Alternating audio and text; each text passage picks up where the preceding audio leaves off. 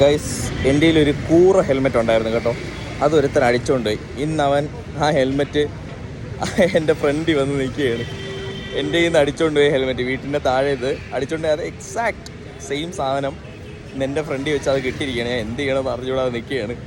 എൻ്റെ നിന്ന് ഒരു കൂറ ഹെൽമെറ്റ് അടിച്ചുകൊണ്ട് പോയി. അതിപ്പോൾ ഞാൻ എന്ത് ചെയ്യണമെന്ന് പറഞ്ഞ് ആലോചിച്ച് ഞാൻ കാണിച്ചു തരാം. എൻ്റെ ഹെൽമെറ്റ് ഇത് വേറൊരുത്തൻ്റെ വണ്ടി ഇരിക്കണം. ഇതാണ് ഗൈസ് ആ ഹെൽമെറ്റ്. ബാക്കിൽ പെയിൻ്റൊക്കെ പോയ അതേ സാധനം, സെയിം സാധനം. ഇനി ഞാൻ ഒരുത്തൻ്റെ വണ്ടിയിലിരിക്കുന്നുണ്ട്. എൻ്റെ നിന്ന് അടിച്ചുകൊണ്ട് പോയ ഹെൽമെറ്റ്. ഞാൻ എന്തായാലും അവനെ കണ്ട് ചോദിച്ചിട്ടേ പോകുന്നുള്ളൂ.